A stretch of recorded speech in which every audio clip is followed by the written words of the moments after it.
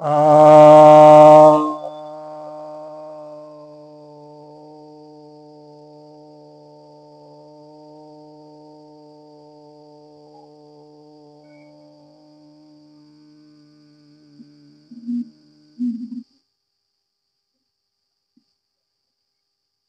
सभी भक्तजनों को सप्रेम नमन। तो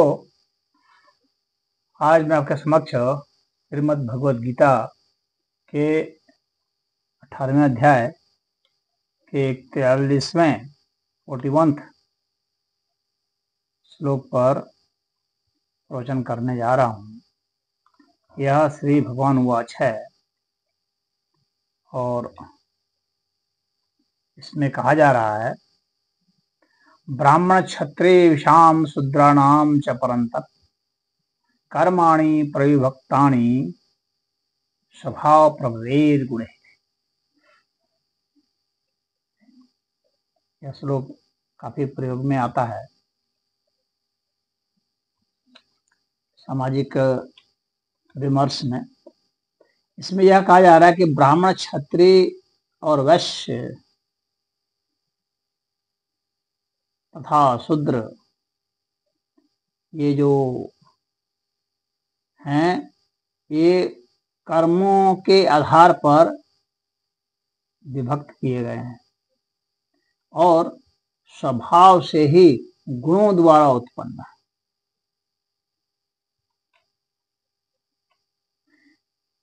इसी तरह का जो चौथे अध्याय में भी भगवान ने कहा है कि चातुर्वर्ण्यम मया सृष्टम गुण कर्म विभागशः। चारों वर्ण ब्राह्मण क्षत्रिय वैश्य और शूद्र, ये जाति नहीं है, वर्ण है। इसको समझ लेना जरूरी है। इसको भगवान कह रहे हैं कि ये जो चारों हैं, इनको मैंने वहां पर चौथे अध्याय में कहा है कि मैंने इनको गुण कर्म के अनुसार से विभाजित किया है। और यहाँ पर कह रहे हैं कि ब्राह्मण क्षत्रिय वैश्य और शूद्र हे परंतप, इनको कर्मों के द्वारा विभाजित किया हूं। स्वभाव प्रभवेर गुण है, जो कि स्वभाव के द्वारा गुणों का स्वाभाविक रूप से जो उद्भव होता है उसके आधार पर, अर्थात वर्ण व्यवस्था में गुण और कर्म ये दो सबसे महत्वपूर्ण चीज है। इन दोनों को समझना सबसे जरूरी है, अन्यथा कंफ्यूजन हो जाएगा। जन्म से ये नहीं है। जो लोग जन्म की बात सोचते हैं उनको समझना चाहिए कि यहाँ पर भगवान ने स्पष्ट कहा है कि गुण और कर्म के अनुसार है। गुण क्या क्या है? सतगुण, रजगुण और तमगुण, ये 3 प्रकार के ही गुण होते हैं।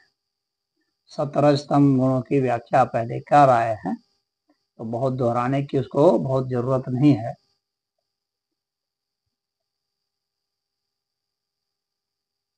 इसी अध्याय में ही किया गया है और पहले भी बहुत बार हो चुका है।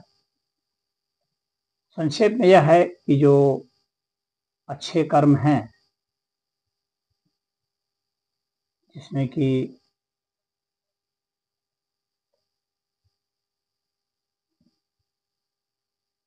हम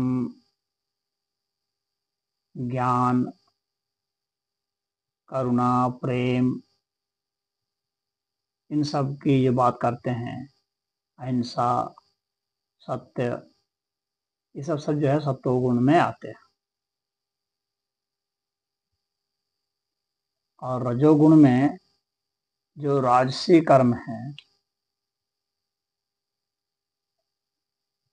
इसके आधार पर जो है हम लोग मान सम्मान के लिए प्रयास करते हैं, बड़े बड़े ऐश्वर्यशाली कार्य करने के लिए प्रयास करते हैं,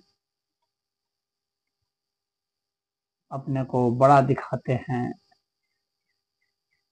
और जो भोग वस्तु की जो चीजें हैं उनको इकट्ठा करने का पूरा प्रयास करते रहते हैं। संसाधनों को हम जुटाते रहते हैं। यानी ये जो रजोगुण हैं, जिनको कि आप जो समाज के दबदबे वाले जो लोग हैं उनमें आप पाएंगे। और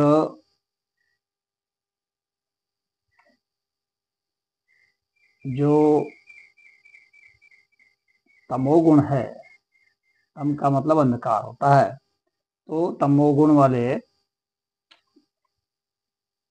जैसे आलस्य हो गया, निद्रा हो गई, जैसे कि पाप कर्म हो गए, किसी के ऊपर अत्याचार जुल्म करना भी आ जाएगा उसमें। उसमें तो तम और रज दोनों मिल जाएंगे।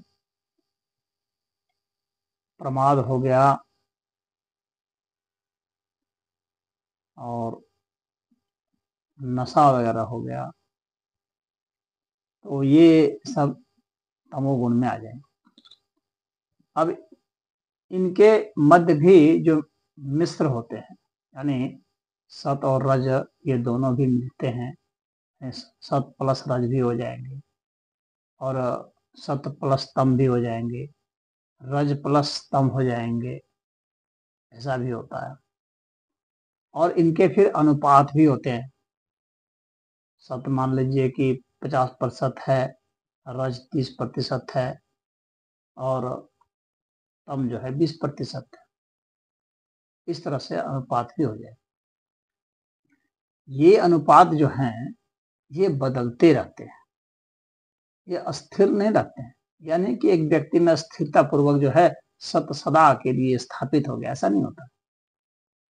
इनके अनुपात भिन्न भिन्न परिस्थितियों के हिसाब से होते रहते हैं। जैसे व्यक्ति का मन बदलता है उसके हिसाब से ये भी गुण बदलते रहते हैं। जैसे आपके विचार आएंगे, जैसी भावना आएगी, उस प्रकार से शरीर में ये गुण बदल जाएंगे।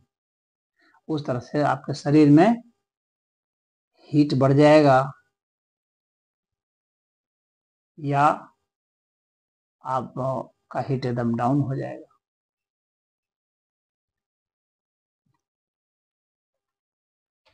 तो समझ लीजिए कि एक ऊर्जा है, वह ऊर्जा जब सो जाती है, मंद पड़ जाती है, तो समझ लीजिए कि तम गुण हो गया। और वह ऊर्जा जब रूपांतरित हो जाती है, इस अर्थ में कि वह आपको या किसी अन्य को नुकसान नहीं पहुंचाए, यानी उस तरह के अनुकूल ऊर्जा जब होती है जो कि मस्तिष्क को एकदम सूट करती है। जैसे कि मान लीजिए कि एक तो सूरज की तपती हुई रोशनी है, एक चंद्रमा की भी रोशनी है, मध्यम मध्यम। तो उस तरह से ये ऊर्जा जब रूपांतरित हो जाती है तो वह सतोगुण में बदल जाती है, जिससे कि ज्ञान, प्रेम, अहिंसा, करुणा ये सब बढ़ जाते हैं। और जब तपती है तो क्रोध, गति, ये सब बढ़ जाते हैं। ज्यादा ऊर्जा रहेगी तो गति बहुत बढ़ जाएगी। तो इसी से संबंधित जो है लोगों को बीमारियां भी होती है।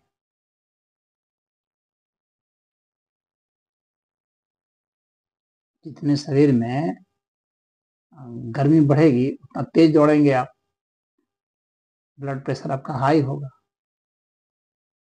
कैंसर के रोग से पीड़ित हो जाएंगे, पित्त हो जाएगा, रक्तचाप बढ़ जाने से हृदय जो है असंयमित हो जाएगा, भावनाएं असंयमित हो जाएंगी और विचार असंयमित हो जाएंगे। अपनी वाणी पर, फिर मस्तिष्क पर नियंत्रण नहीं रखा जा सकेगा, तो क्रोधित जल्दी होने लगेंगे, हिंसक हो जाएंगे। ये रजोगुण का प्रभाव है, उसके हिसाब से रोग होने लगते हैं। इसी तरह से अग्नि अगर मंद पड़ जाए तो इसी प्रकार के रोग भी होने लगेंगे।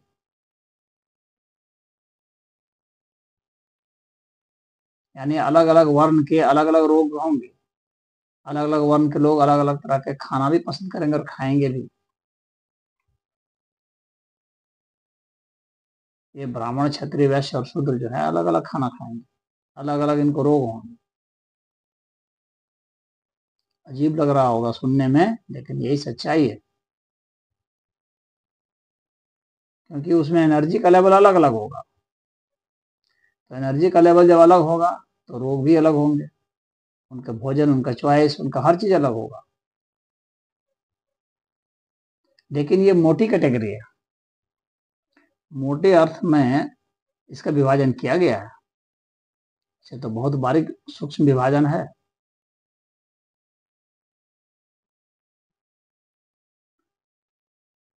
तो ये गुणों के आधार पर आप देखेंगे कि रोग बदल रहे हैं, उसके हिसाब से कर्म भी बदल जाएंगे। इसीलिए भगवान ने कहा कर्मों के आधार पर। तो कर्म कैसे बदल जाएंगे? तो भाई जो जिसके पास ज्ञान होगा वो ज्ञान देने का कर्म करेगा, जिसके पास प्रेम होगा वो प्रेम बांटेगा, जिसके पास अहिंसा है वो अहिंसा उसके झलकेगा, उसके कर्म वैसे ही अहिंसक कर्म होंगे। और जिसके पास ताकत है, शक्ति है, गति है, तो वो क्रोधित हो जाएगा, हिंसक हो जाएगा, उसकी कामना बहुत प्रबल है, उसकी कामना के सामने जो आएगा, जो टकराएगा वो चूर चूर हो जाएगा। उसका नारा ऐसा ही होगा, तो वो विध्वंसक होगा। उसकी बात मानो, नहीं तो मरने के लिए तैयार रहो, नहीं तो झगड़ा के लिए तैयार रहो, विवाद के लिए तैयार रहो। वो अपनी बात मनवाएगा, उसको अपने लॉजिक से मतलब नहीं है, उसको अपने कामना से मतलब है। लॉजिक से मतलब तो ब्राह्मण को होगा, यानी सतोगुण जब बढ़ा रहेगा तब मतलब होगा। लेकिन जिसका रजोगुण बढ़ा है उसको लॉजिक से क्या मतलब? उसका एक ही लॉजिक है, मेरी सुनो, मेरी मानो और मेरी करो, और नहीं तो दंड भोगो, क्योंकि मेरे पास ताकत शक्ति है। तो ये रजोगुण का स्वभाव होगा, रजोगुण के कर्म होंगे ऐसे। इसलिए जितना आपके शासक वर्ग है, प्रशासक वर्ग है, वो रजोगुण में आता है।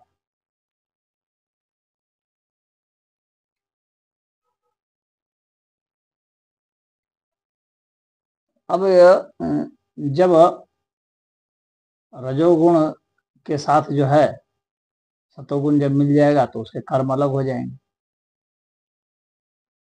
अब उसमें 50-50 है, परसेंटेज पर भी निर्भर करता है कि 30-30 है कि 40-40 है। तो इनके प्रतिशत पर भी निर्भर करता है कि ये किस तरह का व्यवहार करेंगे।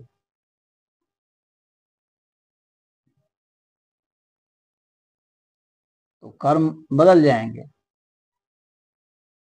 आप बहुत लोगों को देखते होंगे मिक्स कर्म करते हुए, मतलब कि शिक्षा भी दे रहे हैं और शासन भी कर रहे हैं। उदाहरण के लिए राजा जनक, तो उसमें सतोगुण भी है और रजोगुण भी है, वो ब्राह्मण भी हैं और क्षत्रिय भी है।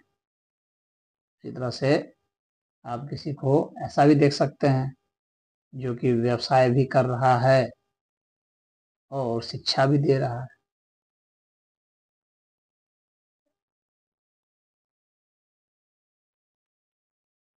तो कुछ ऐसे भी देखते होंगे जो ऐसे आलसी जैसा पड़ा रहता है और शिक्षा भी देता रहता है, उपदेश भी देता रहता है, और निकम्मा होता है एक नंबर का। तो उसमें तामसिक गुण भी हैं और सात्विक गुण भी है, दोनों एक साथ, यानी ज्ञान भी है और अज्ञान भी है, एक ही साथ है। तो जब इन वो सात्विक गुण भी अच्छे होंगे और तामसिक गुण भी अच्छे होंगे, लेकिन रजोगुण कम हो जाएगा तो उसकी एक्टिविटी कम हो जाएगी। ऐसे पड़ा रहेगा, कोई आ गया तो उपदेश दे दिया, और जो कहेगा उसके हिसाब से खुद वह जी नहीं पाएगा। क्योंकि एनर्जी है नहीं, रजोगुण है नहीं, तो वो ऐसा कर नहीं पाएगा। तो ऐसे भी लोग हैं।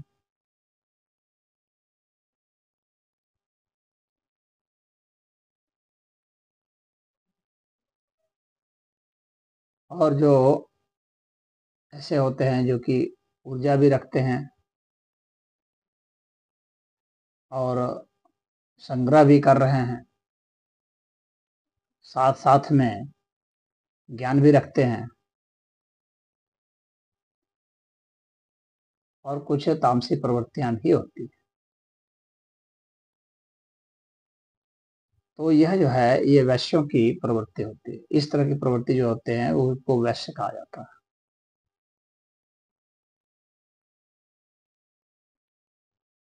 यानी आप समझ लीजिए कि 33-33% तीनों है, सतरजतम, तो वो जो वैश्य हो जाएगा, वैश्य का स्वभाव हो जाएगा। और शूद्राणाम जो कहा गया है, शूद्रत्व, यानी उसमें रजगुण है और तम गुण है। जिसमें रजगुण हो और तम गुण हो, ये ज्यादा अनुपात में हो और सतगुण कम हो, तो ऐसे लोग शूद्र कहलाते हैं। तो ये इतनी ऊर्जा रखते हैं कि सेवा कर सके, परंतु इनकी ऊर्जा जो है इतनी ज्यादा नहीं हो सकती कि शासन कर सके।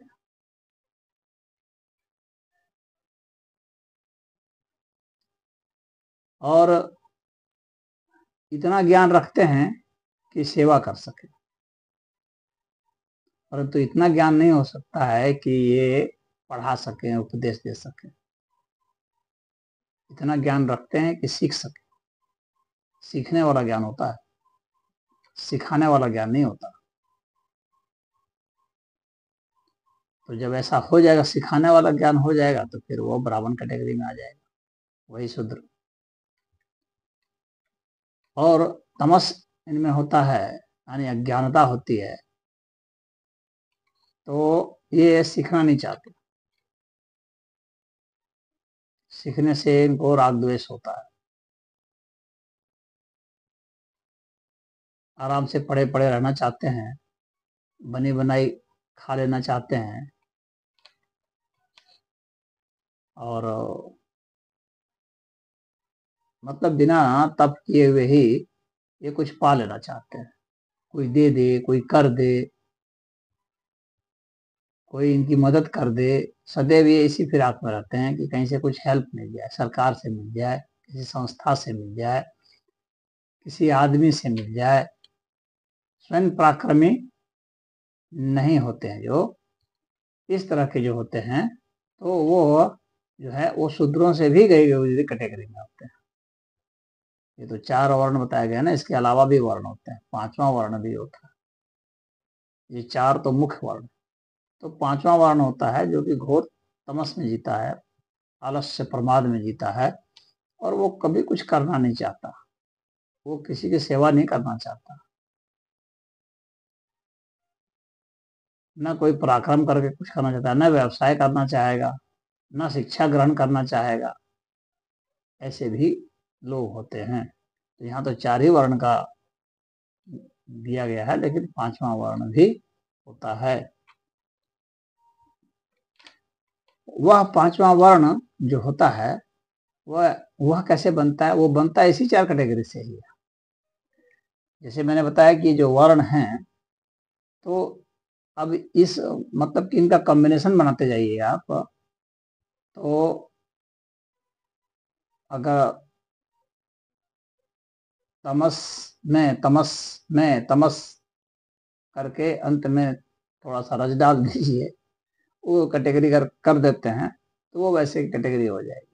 जिसको ना उपदेश से मतलब, बस वो बेसिक लेवल पर जीता है कि वो उसको खाना कोई दे दिया तो खा लिया, और बस सोएगा। उसकी जिंदगी का ध्येय ऐसा ही रहता है, कुछ काम नहीं करेगा। काम करने की न प्रेरणा होती है, न वो एनर्जी होती है, और उल्टे पुल्टे को तर्क रख करके वह जो है आलसी सोता मिलेगा, आपको कहीं पर बैठा मिलेगा, घर वालों के लिए और समाज के लिए बोझ होता है। तो वह इन्हीं कैटेगरी में से और कैटेगरी आप बनाते चले जाइए, क्योंकि इनका कॉम्बिनेशन बनता है कर्म का, गुण का। तो उन कर्म और गुण को मिला करके आप उस पर कैटेगरी बना सकते हैं, तो पांचवा वर्ण बन जाएगा। जब सब खराब खराब वाला जो आ जाएगा, सबसे नीचे नीचे वाला आ जाएगा, जो मतलब नेगेटिव नेगेटिव, खराब का मतलब यही है नेगेटिव नेगेटिव, तो फिर वो ऐसा हो जाएगा, ये ऊर्जा भी नहीं है, एकदम ऐसे रोगी भी मिलेगा आपको, रोगी सा पड़ा, क्योंकि भाई जिसमें ऊर्जा नहीं होगी वो रोगी हो ही जाएगा, और कई तरह के अर्थ में वो रोगी हो जाएगा, अवसादग्रस्त भी हो जाएगा। तो यहाँ पर भगवान ने ये कहा है कि इस तरह से हमने विभाजित किया हुआ है। तो एक व्यक्ति जो है, क्या एक ही व्यक्ति, अब इसमें प्रश्न ये भी उठता है, लोग ऐसा सोचते हैं कि एक व्यक्ति क्या अस्थायी रूप से या हर समय के लिए क्या कोई ब्राह्मण होता है? तो नहीं होता। क्या एक व्यक्ति जो है वो ब्राह्मण है, वो हर समय ब्राह्मण है? तो नहीं है। क्या वो एक व्यक्ति क्षत्रिय है हर समय? तो नहीं है। क्या एक व्यक्ति हर समय वैश्य है? तो नहीं। क्या एक व्यक्ति शूद्र है? तो नहीं। इस बात को जान लीजिए अच्छा से। जैसे कि जब व्यक्ति ज्ञान अर्जित कर लिया, तो जब वो ज्ञान अर्जित कर रहा है उस समय वह वैश्य है, क्योंकि वह अर्जित कर रहा है। अर्जन करना ही वैश्यत्व है, चाहे वो ज्ञान का अर्जन करे, चाहे किसी वस्तु का अर्जन करे। और जब अर्जित करने में सफल हो गया और परम ज्ञानी हो गया, ब्रह्म का ज्ञान हो गया, तो वह ब्राह्मण।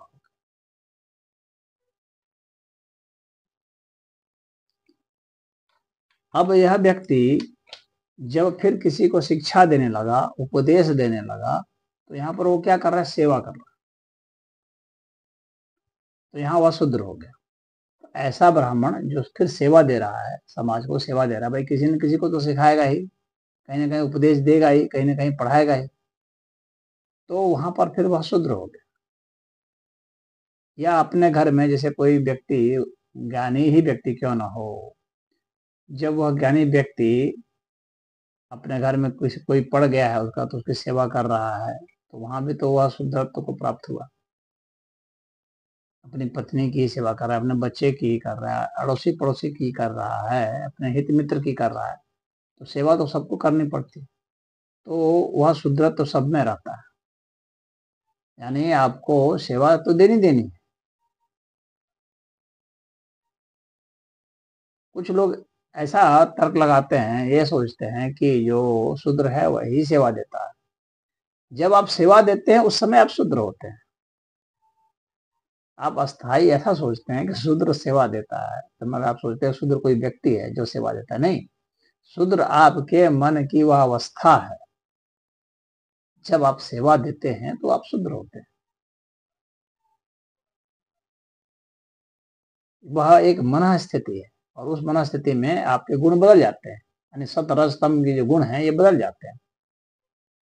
इसमें सत्य गुण कमजोर पड़ जाते हैं थोड़े, रजगुण थोड़े बढ़ जाएंगे, और तमगुण भी थोड़े से बढ़ जाएंगे।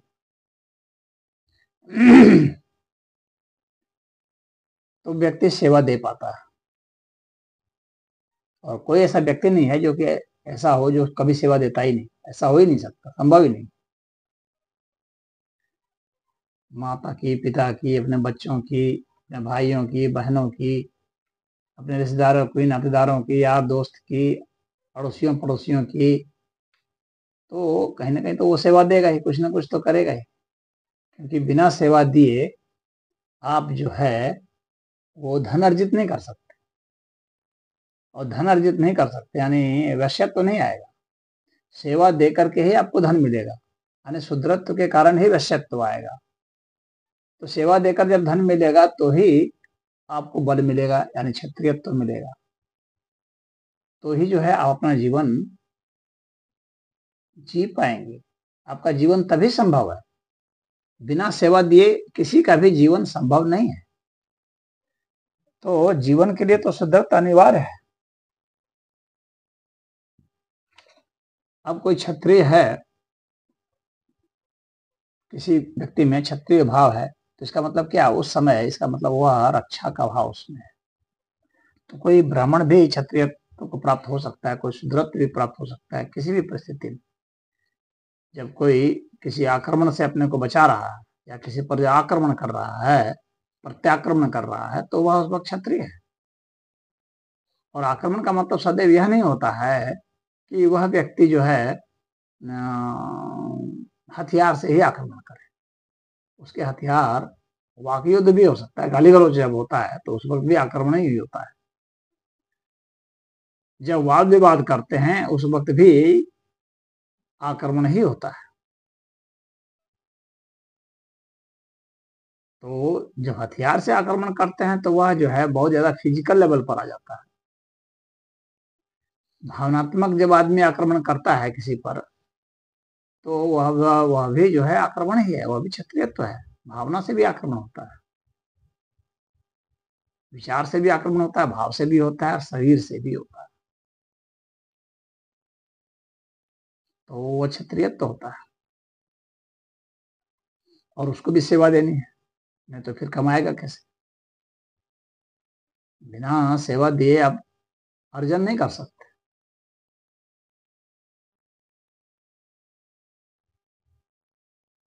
उसी तरह से वैश्य भी है। वैश्य भाव हमारे में कब होता है, जब हम अर्जन करते हैं। और ऐसा हर व्यक्ति करता है अर्जन। कला सीख रहा है कोई, कोई गुण सीख रहा है तो अर्जित कर रहा है।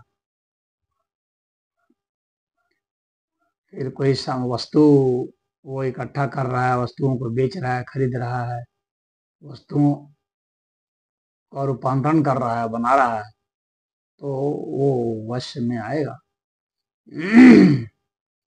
अब इन्हीं के आदान प्रदान में और इसी में खरीद फरोख्त में ही वह अपने लिए कुछ रख लेता है, तो वह वश्यत्व हो जाता है, वैश्य हो जाता है। तो जो गुण है, गुणों का जो संग्रह करना है, सद्गुणों का, वह भी वैश्यत्व है। फिर उसे सेवा में लगा देना, वो शूद्रत्व है, उसे अर्जन हो गया। फिर उससे अपनी रक्षा करना क्षत्रियत्व है। और उसमें ज्ञान ढूंढ लेना, प्रेम ढूंढ लेना, सबका कल्याण ढूंढ लेना, वह जो है ब्राह्मणत्व है। तो यह सदैव होता है, हर एक व्यक्ति के साथ होता है। तो कोई भी व्यक्ति जो है वह अस्थाई नहीं होता है कि वह ब्राह्मण है।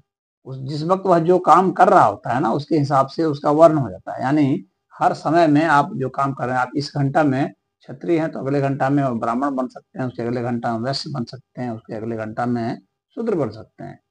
तो ये घंटे घंटे का टाइम फ्रेम, ये पूरे जीवन का वो नहीं है। पूरे जीवन के लिए कोई ब्राह्मण हो जाए तो वह एक असंभव सी बात है, ऐसा संभव ही नहीं। तो ब्राह्मण वर्ण स्थायी आपका नहीं होता है। हाँ, आप मैक्सिमम समय में जो ब्राह्मण वर्ण का जो कार्य है, जो गुण है, वह इसमें है, तो उसको आमतौर पर कहा देते हैं ब्राह्मण है। लेकिन अगर बहुत इसके माइन्यूट डिटेल में जाएंगे तो पता चलेगा कि नहीं, ऐसा नहीं होता कि आप हर समय के लिए आप ब्राह्मण नहीं हो सकते, हर समय के लिए आप शूद्र नहीं हो सकते, हर समय के लिए क्षत्रिय नहीं हो सकते, हर समय के लिए वैश्य नहीं हो सकते। आपका एक लंबा काल तो हो सकता है किसी में।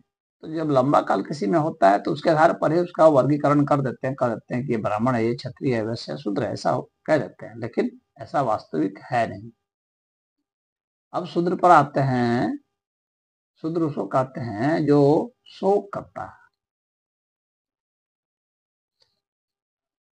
तो जो शोक करता है, शुच शब्द से, या शुच से बना है धातु से, तो शुच धातु से बनने के कारण शुच कहते हैं शोक को। तो जो शोक करता है, रुदन करता है, अफसोस करता है, उसको शूद्र कहते हैं। तो ये जो अफसोस करता है, तो ये इसको ये देखता है कि भाई हमारी स्थिति अभी खराब है, तो ये अफसोस करता है। तो इसके लिए बताया गया है कि भाई अफसोस ही खाली करोगे कि कुछ कर्म भी करोगे। तो वो कुछ सेवा करता है, यानी कुछ जो वैश्य कर रहे हैं तो उसमें मदद करेगा, जो क्षत्रिय कर रहे हैं उसमें मदद करेगा, जो ब्राह्मण कर रहे हैं उसमें कुछ मदद करेगा। तो इनके साथ लग करके, इनकी सेवा करके क्या होगा, इसको प्राप्त होगा कुछ ना कुछ। संसाधन भी प्राप्त होंगे, कला भी प्राप्त होगी, विद्या भी प्राप्त होगी, बल भी प्राप्त होगा। तो जब इनकी मदद करेगा तो ये प्राप्त होगा, तो इसका विकास होगा। क्योंकि आप जिसके साथ संगत में रहते हैं उसके हिसाब से आपका विकास होने लगता है। आप ज्ञानी के संगत में रहेंगे तो ज्ञान का प्रवाह आप में आने लगेगा। और भोगवादी के साथ रहेंगे तो भोगवादिता आने लगेगी। पराक्रमी व्यक्ति के साथ रहेंगे तो पराक्रम आने लगेगा। डॉक्टर के साथ रहेंगे तो कुछ ना कुछ डॉक्टर तो सीख ही जाएंगे। जो कंपाउंडर भी होता है वो भी छोटा मोटा डॉक्टर हो ही जाता है। तो जब संगत करते हैं, जिसने विद्या नहीं अर्जित की है वो संगत से ही जो है हासिल कर लेता है। इसीलिए संतों ने संगत का बहुत महत्व दिया है। तो शूद्र वे हैं जो संगत करते हैं। तो जब संगत करेंगे तो भाई काम तो कराएंगे ही। जो काम कराएंगे तो उससे सीखेगा, वह कुछ जानेगा, उसका विकास होगा। धीरे धीरे वो पढ़ सकता है, धीरे धीरे कोई विद्या सीख सकता है, धीरे धीरे कला सीख सकता है, हथियार चलाना सीख सकता है, कई तरह की चीजों को सीख सकता है। सीखने के बाद उसका वो जहाँ था वहां से उसका प्रमोशन हो जाएगा। तो हर व्यक्ति का प्रमोशन होता रहता है। हर व्यक्ति इवॉल्व करता है, हर प्राणी इवॉल्व करता है, हर प्राणी कुछ ना कुछ सीखता है। और सीख करके अपना अस्तित्व जो है वो अधिक से अधिक देर तक बचाए रखने की कोशिश करता है, और अधिक से अधिक बेहतर बनाने की कोशिश करता है। अपने जीवन को अधिक से अधिक वह जो है सफल बनाने की कोशिश करता है। हर प्राणी में यह होता है। तो उसके हिसाब से वह कर्म करेगा। तो जैसा विचार करेगा उसके हिसाब से वो गुण उसमें आने लगते हैं। गुण बदलते हैं। गुण जो है ना, ये 17 स्तंभ जो है ना, ये आपस में बदलते भी थे, मिश्र होकर के ये बदलते रहते हैं। यानी आपस में ट्रांसफॉर्म, जैसे एनर्जी जो है ट्रांसफॉर्म होती है ना, हीट एनर्जी जो है लाइट एनर्जी में बदल जाएगी, लाइट एनर्जी जो है केमिकल एनर्जी में बदल जाएगी, केमिकल एनर्जी जो है पोटेंशियल एनर्जी में बदल जाएगी, मैग्नेटिक एनर्जी में बदल जाएगी। इस तरह से एनर्जी में तो ये बदलाव होते रहते हैं। विद्युत ऊर्जा में बदल जाएगी। तो उसी तरह से ये जो गुण है ना, आप समझ लीजिए ऊर्जा है, वो गुण, वो उसका बदलाव होता रहता है। तो वो जिस अर्थ में बदलता है उस अर्थ में वो काम करता है। तो स्वभाव से उत्पन्न है। स्व किसको कहते हैं? स्व कहते हैं आत्मा को। तो आत्मा, आत्म भाव से ये उत्पन्न है, आत्म भाव से चलायमान है। गुण, गुण जो है वो प्रकृति का है, और स्व जो है आत्मा का है। तो आत्मा उसको संचालित करती है, किसको? गुणों को। कौन गुण? जो प्रकृति में है। और उन गुणों से क्या होता है? विकृति होती है। वो विकृति किसको कहते हैं? कर्म को कहते हैं। तो इसका इस तरह से सिद्धांत है, आप समझ लीजिए। तो इसके आधार पर भगवान ने बताया है कि यह हमने सृष्टि सृष्ट किया है, चौथे अध्याय में बताया, और यहाँ पर बताया कि ऐसे ये विभाजित किया गया है। अब इसको कुछ लोग जातियों से भी जोड़ लेते हैं, जो बिल्कुल जानकार नहीं है। कहते हैं जाति है, शूद्र जाति है, क्षत्रिय जाति है। ऐसी जाति नहीं है, ये वर्ण है। ये हर समय हर व्यक्ति में, हर व्यक्ति क्या, हर पशु पक्षी में भी यह उपलब्ध है। ऐसा कोई पशु नहीं, ऐसा कोई पक्षी नहीं, ऐसा कोई तत्व नहीं है जिसमें कि ये नहीं है। कौन? गुण। और ऐसा कोई नहीं है जो कि कर्म नहीं करता है। जो भी कर्म करेगा वो इस कैटेगरी में आ जाएगा। और कर्म तो करना ही है, चाहे पशु पक्षी हो चाहे कोई हो। कर्म तो करेगा, जब कर्म करेगा तो उसको ब्राह्मण क्षत्रिय वैश्य शूद्र में आ जाए, और कर्म करेगा तो गुणों के आधार पर करेगा, यानी अपनी ऊर्जा के आधार पर करेगा। तो जैसी ऊर्जा होगी उसमें, उसके आधार पर भी उसकी कैटेगरी बन जाएगी। तो ऊर्जा के आधार पर वो करेगा। और ऊर्जा कैसे आएगी? ऊर्जा स्वभाव से आएगी, यानी आपकी इच्छा जो है, आपकी प्रेरणा जो है, आप जो जीवात्मा है, वो जिस हिसाब से संकल्प करता है, जिस हिसाब से उसमें स्फुरण होता है, उसके हिसाब से ही उसमें ऊर्जा आती है, गुण आते हैं, उसके हिसाब से ही फिर वह कर्म करता है। मुझे उम्मीद है कि आप समझ गए होंगे इसमें क्या है। और जैसे कर्म करेंगे वैसे संस्कार जो है वो आपके बनेंगे मस्तिष्क में, उसका जो है इम्प्रिंट बनेगा, और वो जो संस्कार बनेंगे उसके हिसाब से फिर जो है आपका जन्म होगा। जब जन्म होता है तो अगर आप कुंडली देखेंगे, जन्म कुंडली बनवाए होंगे, तो जन्म कुंडली में भी वर्ण लिखा रहता है। आप अगर अपनी कुंडली बनवा लें तो आपका वर्ण लिखा रहेगा कि आप क्या है, ब्राह्मण है कि क्षत्रिय के, वैश्य है कि शूद्र है।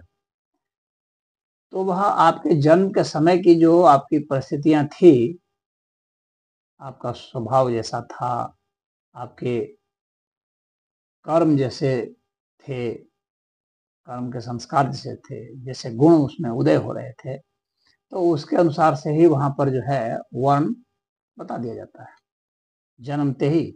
ऐसा नहीं है कि एक परिवार में जन्मे, कोई कहते हैं ब्राह्मण परिवार का है तो सब ब्राह्मणे जन्म गए, ऐसा कुछ नहीं। और जिसको ब्राह्मण परिवार आप कहते हैं वो ब्राह्मण वर्ण से वो कोई जरूरी नहीं है, वो कास्ट से ब्राह्मण हो सकता है। कास्ट का ब्राह्मण जो है वह जो है, कास्ट सिस्टम तो भारत के शास्त्र में तो नहीं है, समाज व्यवस्था में तो कास्ट सिस्टम तो खैर आ गया, ये तो बाहर से, कास्ट शब्द भी बाहर का है, यहाँ का नहीं है। सनातन धर्म का शब्द है भी नहीं। यहाँ तो जाति मानी जाती है किसकी? तो जाति मानी जाती है, एक मनुष्य जाति है, पशु जाति है, इस तरह से जाति मानी जाती है।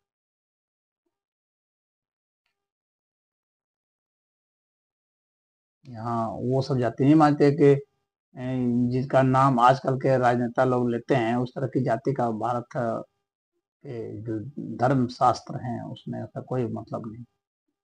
वो आजीविका के साधन तो हो सकते हैं, आजीविका के साधन हो सकते हैं,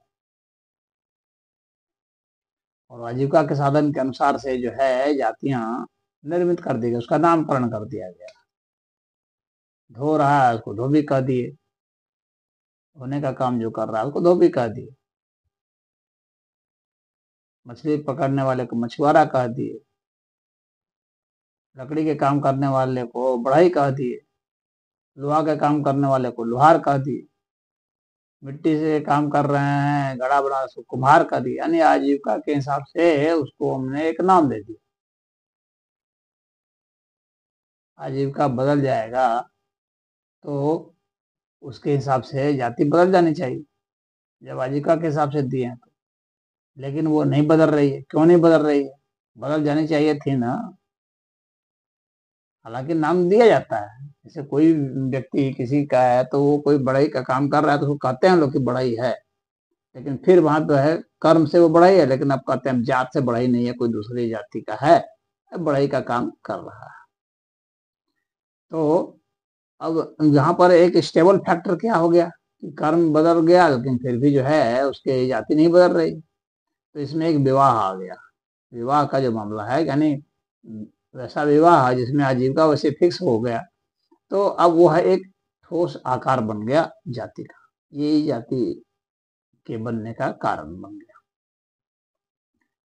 यानी एक ही प्रकार की आजीविका करने वालों जो है, जब एक ही अपने में ही स्व जाति में ही विवाह करने लग गए तो वो जाति का ठोस रूप धारण हो गया। लेकिन वर्ण तो एक अलग चीज है, ये तो माइंड का चीज है। एक ही व्यक्ति अलग अलग समय अलग अलग वर्ण का हो सकता है। तो मुझे उम्मीद है कि आप समझ गए होंगे। और ये जो जो जातियां हैं, जो आज के राजनीतिक अर्थ में जिसको हमारे संविधान ने मान्यता दे दी है, अब तो उनका हटना भी मुश्किल है। जो छोटी जातियां हैं, निम्न जातियां हैं, संविधान के अनुसार जिनको कुछ सुविधाएं दी गई, फैसिलिटी दी गई, अब उस फैसिलिटी के कारण वे उसको छोड़ना भी नहीं चाह रहे। यानी वे नहीं चाह रहे हैं कि वो आरोप लगाएंगे कि शोषण हो रहा है, अत्याचार हो रहा है, ये हो रहा है, लेकिन उनसे कहा जाएगा कि नहीं, स्वजाति विवाह को खत्म किया जाए, तो वे नहीं मानते हैं। क्यों? क्योंकि उनको लगता है कि हम इनसे वंचित हो जाएंगे, ये जो सुविधाएं हमको मिल रही हैं। तो ऐसी विडंबना में फंस गए हैं, ऐसे कुचक्र में फंस गए हैं कि थोड़े से लाभ के लिए वो छोटे स्तर पर रहना पसंद कर रहे हैं। यानी पराक्रम, जब आप पराक्रम पर भरोसा नहीं करते जाओ, तो क्या होता है कि आप अपनी दीनहीन अवस्था से संतुष्ट हो जाते हैं। थोड़े से लाभ के लिए 10 किलो आपको राशन मिल रहा है, उसी के लिए जो है आप उसमें पड़े रहेंगे, इस आशा में पड़े रहेंगे कभी आपको नौकरी भी मिल जाएगी, उसके लिए पड़े रहेंगे। यानी अपने पुरुषार्थ पर जब आदमी भरोसा नहीं करता है, सिर्फ किसी की दया पर निर्भर है, चाहे वो दया स्टेट की हो, स्टेट मशीनरी की हो, या संस्था की हो, या किसी की भी, तो फिर आपका जो है उत्थान नहीं होता है। फिर आप सबसे लो लेवल पर रहेंगे, बने बने ही रहेंगे। कभी नौकरी मिल भी गई तो ठीक है, कोई जरूरी तो नहीं है कि फिर बच्चे को नौकरी मिलेगी, लेकिन मनोदशा जब नहीं बदलती है तो आदमी की वास्तविक दशा नहीं बदलती।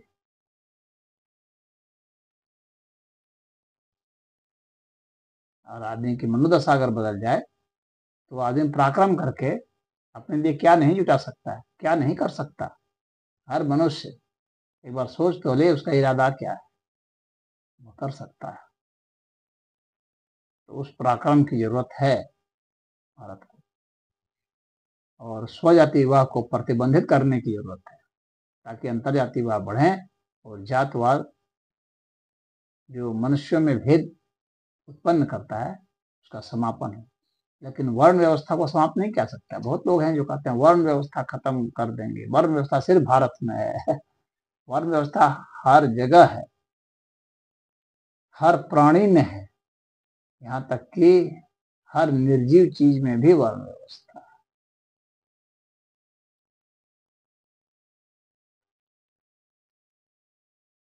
आप देखेंगे मधुमक्खियों में भी ऐसे होते हैं जो डिफेंड कर रहे हैं, सैनिक होते हैं, अभी रानी मधुमक्खी होती है, कुछ वर्कर होते हैं जो लाते हैं।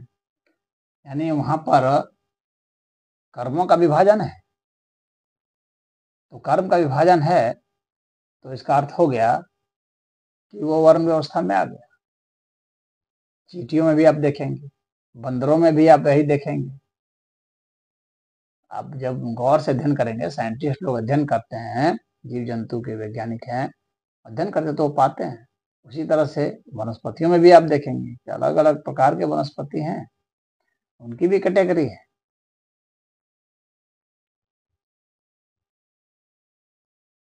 जो कांटे वाले वृक्ष हैं, जहाँ जाएंगे तो वो कांटा घुस जाएगा। ऐसे उग्र उष्ण स्वभाव वाले भी वृक्ष हैं जो जहरीले हैं, खाएंगे और आप मर जाएंगे, इतना गर्म होता है। जैसे कि मदार है,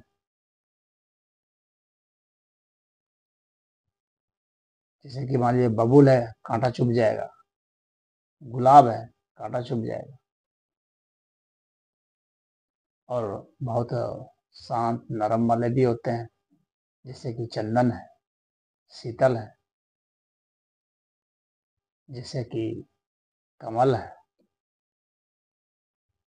तो उसमें भी कैटेगरी है। कोई ऐसे प्राणी नहीं है जिसमें की कैटेगरी नहीं है।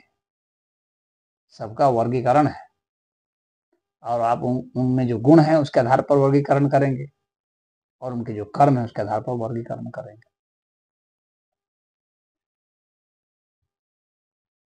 पेड़ों का जो अध्ययन करते हैं वनस्पति शास्त्र का, वे भी बताते हैं कि एक पेड़ जो मजबूत पेड़ होता है ना, वो अगल बगल वाले पेड़ों को नष्ट करने लगता है। वैसे केमिकल हार्मोन छोड़ता है ना, जो कि बारूम को पनपने नहीं देता और वहां अवशोषित कर लेता है। कुछ तो ऐसे वनस्पति हैं जो नरभक्षी, वो कीट भक्षी हैं, वो खा जाएंगे कीटों को।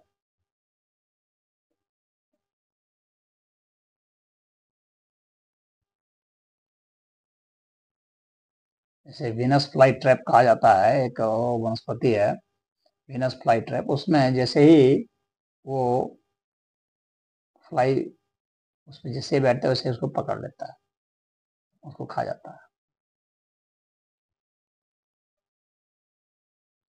तो इसके आधार पर कर देंगे। अब निर्जीव में आएंगे तो निर्जीव में भी अलग अलग क्वालिटी होती है, सारे निर्जीव तत्व एक नहीं होते, उसके गुणों के आधार पर देखेंगे कि कौन कितना चमकीला है, कौन कितना रेडिएट कर रहा है और किसमें कितनी गति है। उसके आधार पर आप उसको निर्धारित कर सकते हैं कि ब्राह्मण है कि क्षत्रिय है कि वैश्य है कि शूद्र है। आप उसका वर्ण वहां बना सकते हैं, ग्रुपिंग कर सकते हैं। कुछ हैं जिनकी गति बहुत मंद है, ऐसे निर्जीव तत्व होंगे जिनकी गति बहुत मंद हो, और ऐसे भी निर्जीव तत्व हैं जिनकी गति बहुत तेज हो। मंद वाले को तामसिक कहेंगे, तेज वाले को जो है वो क्षत्रिय कहेंगे।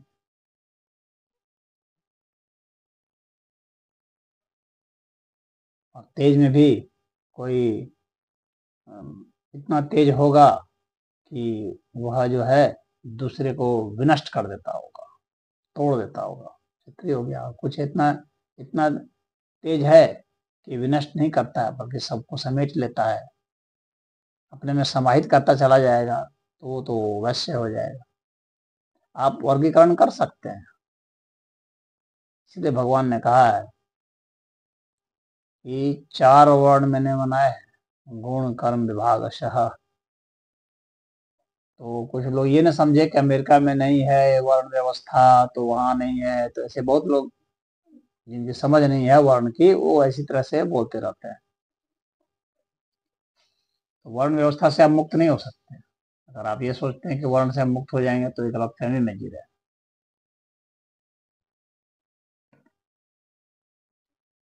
क्योंकि जो कुदरती है, जो ईश्वरीय है, जो नेचुरल है, आप उस नेचर से कहाँ भाग सकते हैं। आपको उसके तहत ही रहना है।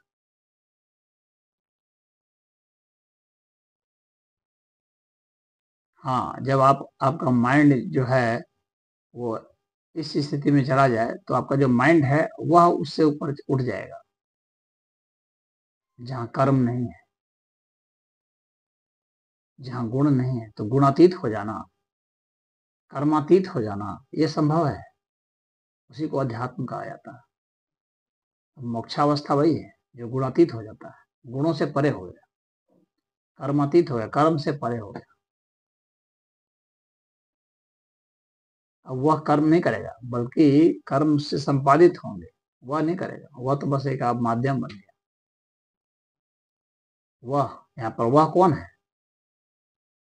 वह उसका शरीर है क्या? वह शरीर को नहीं कहा जा रहा, वह उसका वह माइंड सेट है। तो उसका माइंड जो है अब लीन हो गया किसमें? आत्म तत्व। और आत्म तत्व जो है यह प्रकृति से परे की चीज, इसीलिए वो गुण से कर्म से मुक्त हो गया। वैसे को ही मुक्त अवस्था कहा जाता है। तो मैं समझता हूँ कि इस वर्ण व्यवस्था के ऊपर मैंने आपको पर्याप्त जानकारी दे दी है, और आगे भी और ब्रह्म क्या है, कर्म क्या है, क्षत्रिय क्या है, वैश्य क्या, शूद्र क्या, भगवान आगे और बताएंगे। हरिओम।